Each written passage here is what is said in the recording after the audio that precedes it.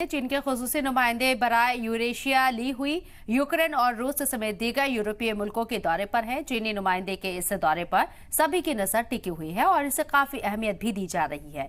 माना जा रहा है कि चीन, ईरान और सऊदी अरब के बाद अब रूस और यूक्रेन के माबैन मुसालहत करार आलमी सतह पर अपनी पोजीशन यहाँ पर मजबूत और मुस्तहकम करना चाहता है। चीन ये सारी पेशरफ्त ऐसे वक्त में हो रहे हैं जबकि रूस यूक्रेन जंग में उसकी गैर जानिबदारी को लेकर मगरबी मुल्कों में सवाल उठाए जा रहे हैं। चीनी वजारत खारजा के तर्जुमान का कहना है कि मुल्की नुमाइंदे का ये दौरा इस बात का मजहर है कि बीजिंग अमन मुज़ाकरात की हौसला अफजाई करने के लिए पुरअज़्म है।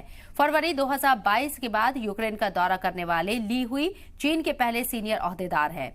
इस दौरे की टाइमिंग काफी अहमियत की हामिल है। आपको बता दें कि यूक्रेनी फौज इस वक्त रूसी हमले का जोरदार तरीके से जवाब दे रही है, जबकि यूरोपीय यूनियन मुल्कों पर दबाव बनाए हुए है कि वो चीन पर अपना इन्हिसार कम करे।